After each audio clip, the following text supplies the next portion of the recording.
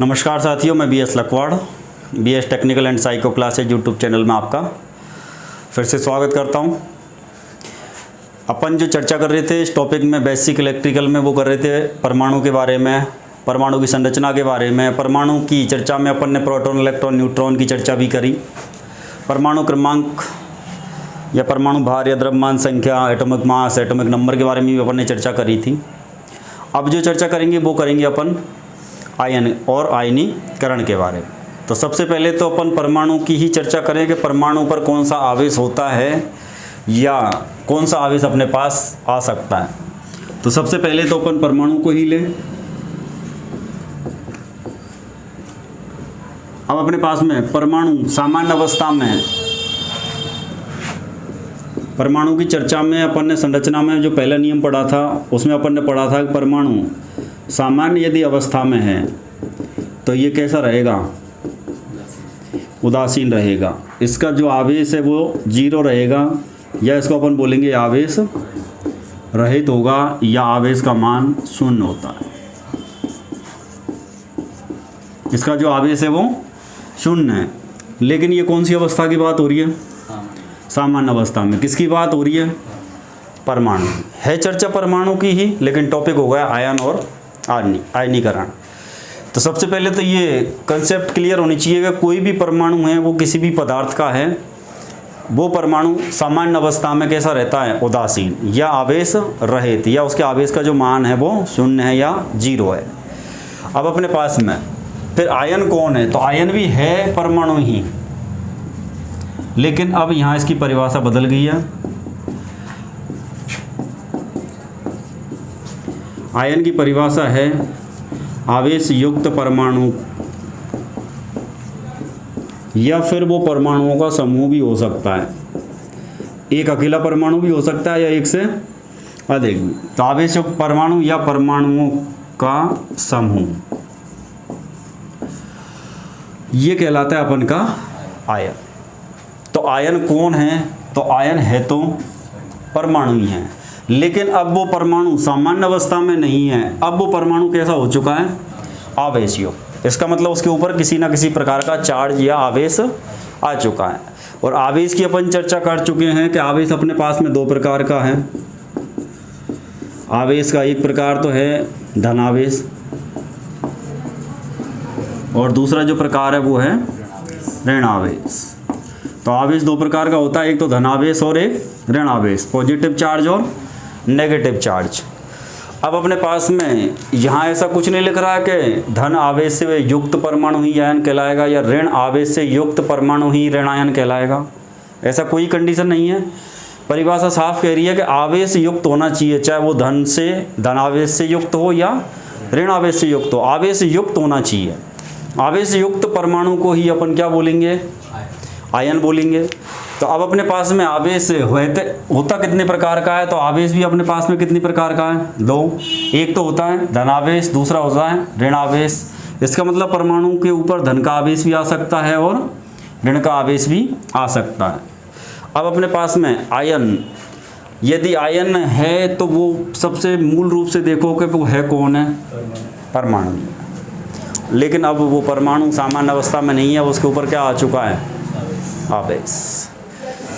गांव में आपने देखा होगा कि हमारी एक देवी देवताओं के रहते हैं गोटियाँ, जैसे हमारे कप्तान जी हैं। यदि ये सामान्य अवस्था में हैं तो कप्तान जी है, लेकिन यदि इसके ऊपर आवेश आ जाए तो फिर ये कप्तान जी नहीं रहेंगे, फिर ये महाराज जी बन जाएंगे। भाई फलाना महाराज आ गया।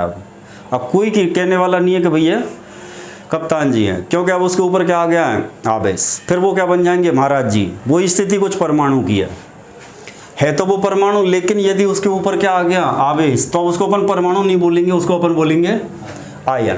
तो आवेश कितनी प्रकार का है? दो, धनावेश और ऋणावेश। तो इसी हिसाब से अपने जो आयन बनेंगे, ये आयन भी कितनी प्रकार के बनेंगे? दो प्रकार के। एक तो होंगे धनायन और दूसरे अपने पास में ऋणायन। तो अपने पास में दो प्रकार के आयन बन गए। इसका मतलब परमाणु के ऊपर दो प्रकार का आवेश आ सकता है। भाई आवेश युक्त परमाणु ही आयन हैं और आयन दो प्रकार के, इसका मतलब आवेश भी दो प्रकार का आ सकता है और आवेश भी है ही दो प्रकार का अपने पास में, धनावेश और ऋणावेश। अब अपने पास इनका जैसा नाम है वैसा ही इनका काम है। तो अपने पास धनायन किसको बोलेंगे, तो जिस परमाणु पर धन का आवेश होता है, जिस परमाणु पर धनावेश होता है, ये धन आवेश युक्त परमाणु को अपन क्या बोलेंगे, धनायन। दूसरा ऋणायन किसको बोलेंगे, तो इसको अपन ऐसे भी लिख सकते हैं कि भाई जिस परमाणु पर ऋण आवेश होता है या ऋण आवेश युक्त परमाणु क्या होता है, ऋणायन होता है। तो ऋणायन क्या होता है, तो ऋणावेश युक्त परमाणु होता है उसको अपन क्या बोलते हैं, ऋणायन। जिस परमाणु पर धनावेश होता है उसको अपन क्या बोलते हैं, धनायन बोलते हैं। तो इनको अपन यदि कई बार इनके इंग्लिश भी नाम आ जाते हैं तो इसको अपन बोलते हैं कैसन और इसको अपन बोलते हैं एनियन। तो अपने पास में अब दो प्रकार के आयन हो गए, एक तो धनायन और दूसरे ऋणायन। अपने पास में धनायन या ऋणायन कैसे बने, तो सबसे पहले तो अपन यहाँ चलें, परमाणु सामान्य अवस्था में तो कैसा था, परमाणु सामान्य अवस्था में कैसा था, उदासीन, लेकिन उसके ऊपर आवेश आ सकता है, धनावेश भी और ऋणावेश। तो धनावेश और ऋणावेश अपन ने सबसे पहले पढ़े थे, तो वो किस में थे, तो धनावेश जो था वो कौन से मूल कण के अंदर था, धनावेश प्रोटॉन के अंदर था, और ऋण आवेश जो था ये किसके अंदर था, इलेक्ट्रॉन के अंदर। ये दोनों अपने कौन है, मूल कण, ये दोनों मूल कण है अपने पास, एक तो इलेक्ट्रॉन और दूसरा प्रोटॉन। अब प्रोटॉन के ऊपर जो आवेश होता है वो तो किसका होता है, प्लस का, और इलेक्ट्रॉन के ऊपर जो आवेश होता है वो किसका होता है, ऋण का। यदि मान दोनों का पूछे तो यहाँ पे अपने पास धन आवेश रहेगा 1.6 × 10⁻⁻19 कूलम, इतना ही आवेश इलेक्ट्रॉन के ऊपर रहेगा, लेकिन ये आवेश की प्रवृत्ति रहेगी ऋणावेश 1.6 × 10⁻⁻19 कूलम। तो अपने पास में आवेश युक्त परमाणु ये देखा जाए तो वो आयन है, और आयन दो प्रकार का है, धनायन और ऋणायन। यदि मूल कणों की चर्चा करें तो दो ही मूल कण हैं अपने पास में जिनके ऊपर आवेश होता है, आवेश रहे। तीसरा जो मूल कण है अपने पास में वो कौन है, न्यूट्रॉन है, और न्यूट्रॉन के ऊपर कोई आवेश नहीं होता है। ये कैसा मूल कण होता है, आवेश रहे, या फिर इसके आवेश का जो मान है ये कैसा रहेगा, 0 रहेगा। तो अब अपन यदि थोड़ा सा गौर करें कि यदि किसी परमाणु के ऊपर आवेश आ रहा है तो वो किसकी वजह से आ रहा है, प्रोटॉन की वजह से, या इलेक्ट्रॉन की वजह से, या न्यूट्रॉन की वजह से, या प्रोटॉन इलेक्ट्रॉन की वजह से, या केवल प्रोटॉन की वजह से, या केवल इलेक्ट्रॉन की वजह से। तो इसकी चर्चा अपन अब करेंगे। तो आयनीकरण, तो आयन बनने की आयनीकरण क्या होता है, ये जो आयन बने हैं धनायन और ऋणायन, इस आयन बनने की प्रक्रिया को अपन बोलते हैं आयनीकरण। और जितनी भी अपने पास रासायनिक प्रक्रियाएं होती हैं ये सब किसकी वजह से होती हैं, आयनीकरण के कारण। अपने जितने भी सेल हैं, प्राइमरी या सेकेंडरी हैं, या और भी कोई भी रासायनिक केमिकल रिएक्शंस जो हो रहे हैं अपने पास में, या जितने भी हैं, ये सब किसकी वजह से हैं, आयनीकरण। और आयनीकरण क्या है, तो आयन बनने की प्रक्रिया। अब आयन कितने प्रकार के हैं, तो 2, धनायन और ऋणायन। अब आयन कैसे बनेंगे, तो अपन उदाहरण के लिए मान लेते हैं 2 परमाणु अपने पास। उदाहरण यदि अपन लें तो अपने पास 2 परमाणु हैं, जिसमें से अपन एक का नाम लिख देते हैं ए परमाणु और दूसरे का नाम लिख देते हैं बी परमाणु। इनके नाम दे दिए ए और बी। अब अपने पास ये परमाणु सामान्य अवस्था में है, तो बीच के केंद्र का जो भाग है ये तो इसको तो अपन बोलते हैं नाभिक, जिसको अपन परमाणु संरचना में पढ़ चुके हैं। और जिसने यदि इस वीडियो को देख रहे हैं और परमाणु संरचना नहीं पढ़ी है तो उस वीडियो को भी एक बार देख ले। अपन ने 2 परमाणु मान लिए कि एक परमाणु है ए और दूसरा परमाणु है बी। अब अपने पास में दोनों जो परमाणु हैं ये अभी जो अवस्था है, इनकी जो अवस्था है ये कैसी है, सामान्य अवस्था है। और इस सामान्य अवस्था के अंदर यदि अपन देखें तो परमाणु आवेश रहित रहेगा। परमाणु आवेश रहित रहने का कारण भी अपन पहले जान चुके हैं। आवेश रहित रहने का कारण है कि कोई भी परमाणु जो सामान्य अवस्था में है तो उस परमाणु में जितनी संख्या प्रोटॉन की होती है उतनी ही संख्या इलेक्ट्रॉन की होती है, और जितना चार्ज प्रोटॉन के ऊपर धन का होता है उतना ही चार्ज इलेक्ट्रॉन के ऊपर ऋण का होता है। तो जितना चार्ज धन का उतना चार्ज ऋण का, तो कोई चार्ज इसके ऊपर नहीं बचता है, इसलिए परमाणु सामान्य अवस्था में उदासीन है। तो अभी ये परमाणु अपने पास में हैं, अपन मान लेते हैं भाई अपने पास में केंद्र के नाभिक में जो रहेंगे वो रहेंगे प्रोटॉन और न्यूट्रॉन। तो प्रोटॉन और न्यूट्रॉन तो कहाँ रहेंगे अपने नाभिक में, और कक्षाओं में कौन रहेगा, कक्षाओं में रहेगा इलेक्ट्रॉन।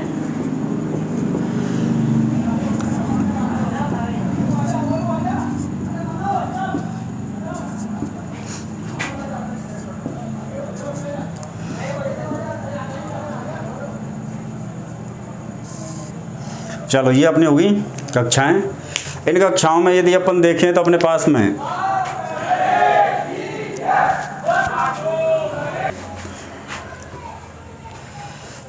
में दो परमाणु अपन ने उदाहरण के लिए लिए हैं जी। एक परमाणु का नाम अपन ने दे दिया ए परमाणु, दूसरे का बी। अब ए और बी के यदि अपन देखें तो बीच का जो केंद्र का जो सघन भाग होता है, इसको परमाणु संरचना अपन पढ़ चुके हैं, इसको अपन बोलते हैं नाभिक। इसको अपन नाभिक। बाहर अपने पास में जिनके अंदर इलेक्ट्रॉन हैं, इनको अपन बोलते हैं कक्षाएं। तो ये अपने कक्षाएं हो गई। कक्षाओं के अंदर जो घूमता है वो हमेशा इलेक्ट्रॉन ही घूमता है, नाभिक में हमेशा प्रोटॉन और न्यूट्रॉन। तो सबसे पहले तो दिमाग में कंसेप्ट बिठा लो कि प्रोटॉन, और प्रोटॉन के ऊपर होता है धनावेश, न्यूट्रॉन जिसके ऊपर होता है जीरो आवेश, कोई आवेश उसके ऊपर नहीं होता है। प्रोटॉन के ऊपर तो कैसा आवेश होता है, धन आवेश, और न्यूट्रॉन के ऊपर आवेश का जो मान है वो जीरो है। तो अपने पास में सबसे पहले तो ये कंसेप्ट बिठा लो कि किसके ऊपर कैसा आवेश है, तब जाके आयन आसानी से समझ में आएंगे। तो प्रोटॉन को सीधा पी से ही जोड़ दो, पॉजिटिव चार्ज जो है वो प्रोटॉन है। तो दूसरा जो बचा इलेक्ट्रॉन वो नेगेटिव। न्यूट्रॉन के ऊपर किसी प्रकार का कोई चार्ज या आवेश नहीं होता है। तो अब अपने पास में यदि न्यूट्रॉन के पास कोई आवेश है ही नहीं, तो क्या ये किसी आवेश को घटा सकता है या बढ़ा सकता है, या परमाणु के आवेश को कहीं से प्रभावित कर पाएगा? तो ये कहीं से भी प्रभावित नहीं कर पाएगा। मान लो भाई मैं हूँ अकेला आदमी, मैं चुनाव लड़ रहा हूँ, मेरे पास एक भी वोट नहीं है, तो क्या मैं किसी को हरा सकता हूँ या जिता सकता हूँ? किसी के लिए पॉजिटिव या नेगेटिव रिजल्ट बना सकता हूँ मैं? तो मैं नहीं बना सकता। तो वो स्थिति किसकी है? वो है न्यूट्रॉन की। न्यूट्रॉन के ऊपर कोई चार्ज नहीं है, कोई आवेश नहीं है, तो ना ये किसी के लिए ऋणायन बनाने में सहयोग करेगा, ना किसी को धनायन। लेकिन आवेश वाले जो मूल कण हैं वो अपने पास कौन कौन है? प्रोटॉन और इलेक्ट्रॉन। तो इन्हीं की वजह से, प्रोटॉन इलेक्ट्रॉन की वजह से परमाणु के ऊपर क्या आता है? आवेश। लेकिन उनमें भी कौन है? तो परमाणु हमेशा कहाँ रहेगा? प्रोटॉन हमेशा कहाँ रहेगा? नाभिक में। परमाणु के नाभिक में रहेगा। कक्षाओं में कौन रहेगा? इलेक्ट्रॉन। इलेक्ट्रॉन में भी अपन जब चर्चा करते हैं तो दो नाम अपन को सुनाई देते हैं। एक तो अपन कई बार शब्द पढ़ते हैं मुक्त इलेक्ट्रॉन, दूसरा अपन शब्द पढ़ते हैं संयोजी इलेक्ट्रॉन। तो अपने पास में दो नाम अपन पढ़ते हैं, मुक्त इलेक्ट्रॉन और संयोजी इलेक्ट्रॉन। है दोनों इलेक्ट्रॉन ही, लेकिन एक को अपन क्या बोल रहे हैं? मुक्त, और दूसरे को संयुक्त। तो किसी भी परमाणु की यदि अपन देखें तो अपने पास कक्षाएं एक से अधिक हैं, अपने पास सभी में इलेक्ट्रॉन रहेंगे। इनका वितरण को अपन समझ चुके हैं संरचना के समय कौन से समीकरण से? तो n²। तो अब अपन चर्चा करेंगे यहाँ आयन के बारे में। तो अपने पास में परमाणु की अंतिम कक्षा के अंदर देखे जाएँ तो इलेक्ट्रॉन जो हैं इनका अपने नाभिक के प्रति जो आकर्षण है, ये जो भाग है इसको अपन बोलते हैं नाभिक। नाभिक के प्रति जो आकर्षण है, ये आकर्षण होता है कम।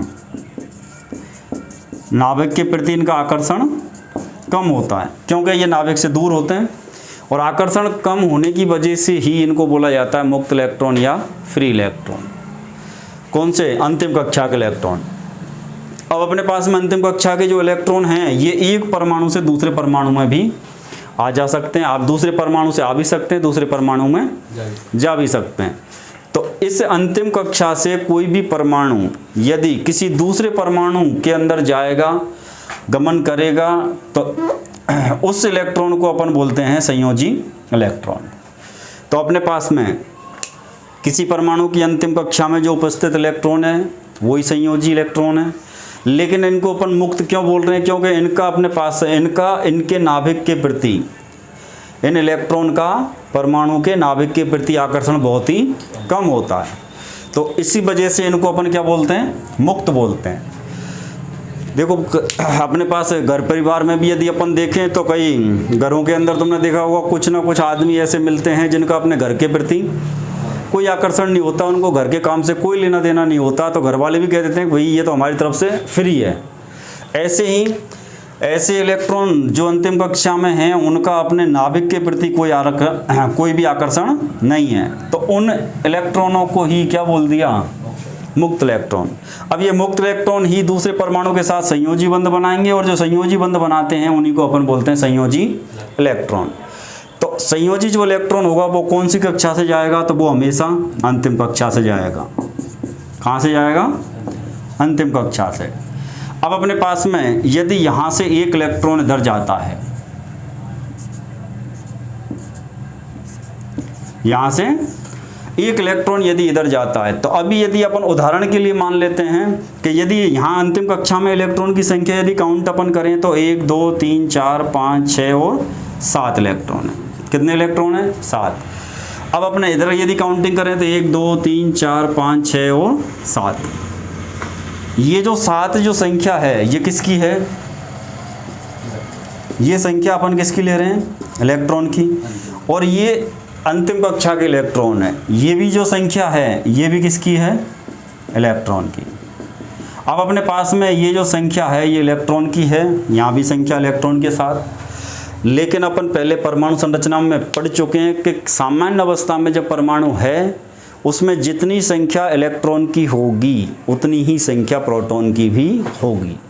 तो इसका मतलब यहाँ अपन प्रोटॉन की संख्या लिख सकते हैं। अब क्या कहीं डाउट है तो लिख सकते हैं। तो प्रोटॉन की संख्या भी यहाँ पे 7, यहाँ भी प्रोटॉन की संख्या अपने पास में 7 है।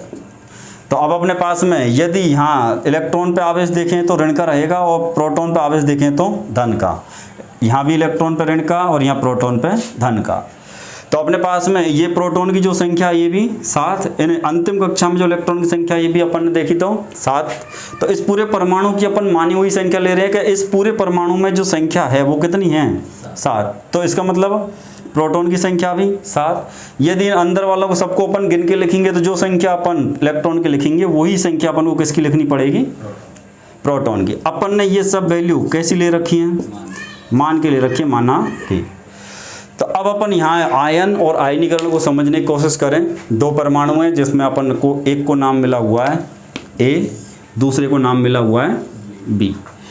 इस परमाणु की अंतिम कक्षा में जो इलेक्ट्रॉन है ये मुक्त इलेक्ट्रॉन है। इनमें से यदि एक कोई भी मुक्त इलेक्ट्रॉन, कोई सा भी एक मुक्त इलेक्ट्रॉन, एक मुक्त इलेक्ट्रॉन कौन से परमाणु में चला जाता है, B में। अब B में यहाँ पहले से ही 7 हैं और अंतिम कक्षा में ज़्यादा से ज़्यादा इलेक्ट्रॉन कितने हो सकते हैं, तो वो अपन परमाणु की चर्चा में पढ़ चुके हैं। अंतिम कक्षा में ज़्यादा से ज़्यादा जो संख्या हो सकती है इलेक्ट्रॉन की वो कितनी हो सकती है, अंतिम कक्षा में 8 इलेक्ट्रॉन। तो एक इलेक्ट्रॉन अभी जा सकता है इसी कक्षा में। यदि पहले से ही 8 होते तो वहाँ एक नई कक्षा का निर्माण होता। तो सबसे पहले देखोगे ये परमाणु A है, इसकी एक अंतिम कक्षा से एक इलेक्ट्रॉन चला और वो कौन से परमाणु में चला गया, B में। तो अब यहाँ इलेक्ट्रॉन की संख्या क्या 7 ही रहेगी या कम हो जाएगी। सिंपल सी सोचनी है कि मान लो इस घर के अंदर 7 दोस्त हैं, इनमें से एक दोस्त इस घर में चला जाता है, या इस मकान में 7 दोस्त रहते हैं, एक दोस्त इस घर में चला गया, तो क्या अभी भी इस घर के अंदर 7 ही रहेंगे या 6 रहेंगे। तो अब अपने पास में यदि यहाँ से अपन ने माना कि यहाँ टोटल 7 इलेक्ट्रॉन है, इनमें से एक इलेक्ट्रॉन A से कौन से परमाणु में चला गया, B में। तो अब यहाँ इलेक्ट्रॉन की संख्या 7 नहीं रही, अब इलेक्ट्रॉन की जो संख्या है वो कितनी रह गई, 6। लेकिन ये देखो क्या प्रोटॉन गया या नहीं गया। तो ये दिमाग में फिक्स बैठा लो, प्रोटॉन और न्यूट्रॉन नाभिक को छोड़कर कभी भी कहीं भी जाने वाले नहीं है, ये यहीं रहेंगे। इसका मतलब प्रोटॉन की संख्या, यदि प्रोटॉन यहीं रहेंगे तो इसके अंदर प्रोटॉन की संख्या तो कितनी बनी रहेगी, 7। लेकिन यहाँ से एक इलेक्ट्रॉन चला गया A से B में, तो यहाँ एक इलेक्ट्रॉन की क्या हो गई, कमी। एक इलेक्ट्रॉन की कमी का मतलब अब वर्तमान में इलेक्ट्रॉन की जो संख्या है वो कितनी है, यहाँ 6। अब B परमाणु में चलते हैं। यहाँ ऑलरेडी यदि देखें अपन, ये आने से पहले की कंडीशन देखें, ये इलेक्ट्रॉन अभी आ रहा है, उससे पहले यदि देखें तो यहाँ पे अपन ने माना कि कितने इलेक्ट्रॉन थे, 7, तो प्रोटॉन की संख्या भी 7। इधर से प्रोटॉन तो कोई गया नहीं, केवल कौन गया है, इलेक्ट्रॉन गया है। तो अब यहाँ 7 तो पहले से ही है और एक इधर से और आ रहा है अभी, और ये जब इसमें आ जाएगा तो यहाँ इलेक्ट्रॉन की जो संख्या है वो 7 नहीं रहेगी, इलेक्ट्रॉन की संख्या हो जाएगी 8। अब देखो यहाँ पे इस पॉइंट पे आओ, सामान्य अवस्था में तो इलेक्ट्रॉन की संख्या और प्रोटॉन की संख्या बराबर होती है, इसलिए परमाणु कैसा होता है, उदासीन, कोई आवेश नहीं होता है। लेकिन अब संख्या बराबर नहीं रही, ए में भी प्रोटॉन और इलेक्ट्रॉन की संख्या बराबर नहीं है। बी परमाणु को भी देखें तो यहाँ भी इलेक्ट्रॉन की संख्या 8 है और प्रोटॉन की संख्या 7 है, तो ये संख्या अब यहाँ पे भी बराबर नहीं रही। इसका मतलब अब दोनों के ऊपर आवेश आ चुका है, लेकिन किसके ऊपर किस टाइप का आवेश आया है, धन का आया है या ऋण का आया है। तो ये सबसे पहले गौर करो कि यहाँ से जाने वाला जो था वो कौन है, वो इलेक्ट्रॉन है। इलेक्ट्रॉन के जो ऊपर जो आवेश होता है वो धन का होता है या ऋण का होता है, ऋण का होता है। तो बताओ यहाँ से जब जाएगा तो ऋण आवेश यहाँ ज़्यादा होगा या कम होगा। भाई जिसके पास ऋण आवेश है वो ही दूसरी जगह चला गया, तो यहाँ ऋण आवेश की क्या हो गई, कमी, और धन आवेश की क्या हो गई, अधिकता। और यहाँ से पहले तो यहाँ धन और ऋण दोनों कैसे थे, बराबर थे, धन आवेश और ऋण आवेश, क्योंकि इलेक्ट्रॉन की संख्या और प्रोटॉन की संख्या बराबर थी। जब तक बराबर थी जब तक तो यहाँ आवेश रहित था, लेकिन जब ए परमाणु से एक इलेक्ट्रॉन इधर आ गया तो इलेक्ट्रॉन की संख्या हो गई अब ज़्यादा, प्रोटॉन की संख्या रह गई कम। इसका मतलब ऋण आवेश तो हो गया यहाँ पे ज़्यादा और धन आवेश हो गया कम। अब धनायन किसको बोले इनमें से और ऋणायन किसको बोले, तो जिस परमाणु में जिस आवेश की अधिकता है, जिस परमाणु में जिस आवेश की अधिकता है वो परमाणु वैसा ही आयन बनेगा। यदि किसी परमाणु में धन आवेश की अधिकता है, यदि किसी परमाणु में धन आवेश की अधिकता है तो वो बनेगा धनायन, और यदि किसी परमाणु में ऋण आवेश की अधिकता है तो वो बनेगा ऋणायन। तो अब गौर करो, अपने पास धनायन और ऋणायन, तो अपन धनायन और ऋणायन को कैसे कैसे दर्शा सकते हैं। तो अपने पास में धनायन सबसे पहले किसको बोलेंगे, तो यहाँ अपन लिख सकते हैं जिस परमाणु में धनावेश की अधिकता हो, धनावेश की अधिकता हो,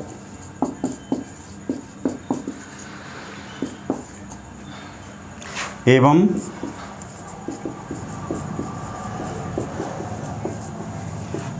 ऋण आवेश की कमी हो। तो धनायन किसको बोलेंगे, तो ऐसा परमाणु जिसमें धन आवेश की अधिकता हो एवं ऋण आवेश की कमी होती है, उस परमाणु को अपन क्या बोलेंगे, धनायन। अब धनावेश की अधिकता कब होगी, जब परमाणु के अंदर ऐसे मूल कण ज़्यादा होंगे जिनके ऊपर धन का आवेश ज़्यादा होता है तो धनावेश होगा, और जब परमाणु में ऋण आवेश वाले ज़्यादा होंगे तो वो ऋणायन बनेगा। तो इसका मतलब इसी पॉइंट को अपन दूसरे शब्दों में भी बोल सकते हैं, जिस परमाणु में प्रोटॉन की क्या हो, अधिकता, जिस परमाणु में प्रोटॉन की अधिकता व इलेक्ट्रॉन की क्या रह जाए, कमी रह जाए, ऐसा कोई भी परमाणु जिसके अंदर प्रोटॉन की अधिकता रहे, प्रोटॉन की तो क्या है अधिकता और इलेक्ट्रॉन की है कमी, उस परमाणु को अपन क्या बोलेंगे, उसको बोलेंगे धनायन। तो अब पहचानो ए और बी में से कौन सा धनायन है और कौन सा ऋणायन है। तो या तो ये देख लो धनावेश वाला किस में ज़्यादा है, या फिर ये देख लो प्रोटॉन की संख्या किस में ज़्यादा है। तो प्रोटॉन की संख्या यहाँ पे 7, एक इलेक्ट्रॉन जाने की वजह से अब प्रोटॉन की संख्या 7 नहीं रही, अब इलेक्ट्रॉन की संख्या जो है वो है 6। तो जिस परमाणु में प्रोटॉन की हो अधिकता और इलेक्ट्रॉन की हो कमी, वो परमाणु क्या कहलाएगा, धनायन। तो ये तो क्या बना अपना, ये तो बन गया धनायन। अब इधर आ जाओ अपने पास में ऋणायन किसको बोलेंगे, तो इसी परिभाषा में बस शब्दों का अंतर करना है। ऋणायन यहाँ पे अपन ने लिखा था जिस परमाणु में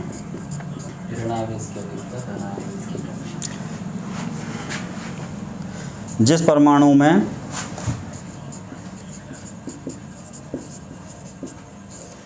ऋणावेश की अधिकता हो व धनावेश की कमी रहती है।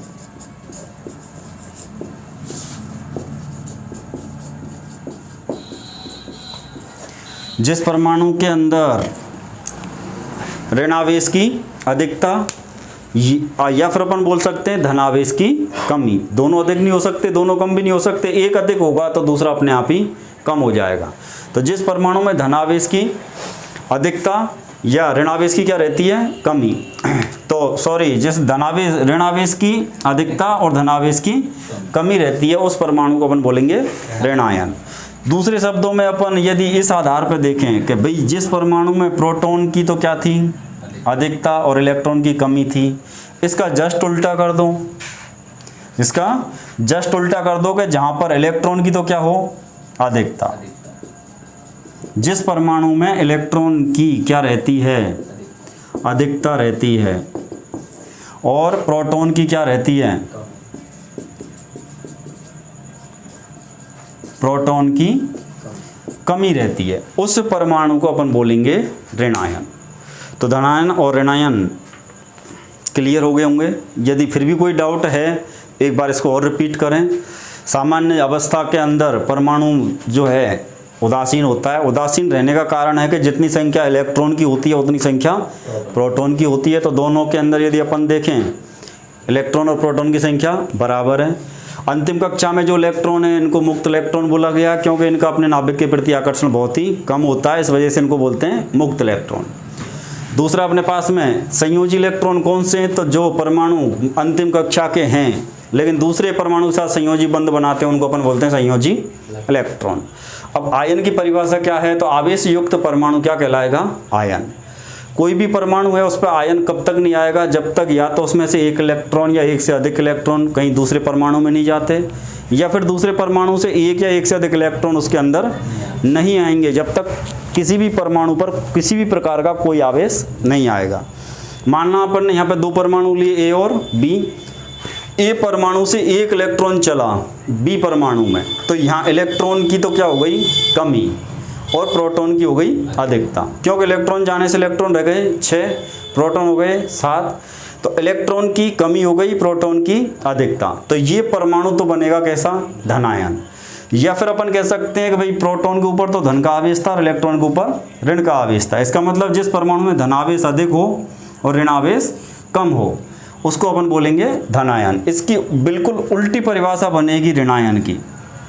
जिस परमाणु के अंदर इलेक्ट्रॉन की संख्या अधिक होती है और प्रोटॉन की संख्या कम होती है उस परमाणु को अपन बोलेंगे ऋणायन।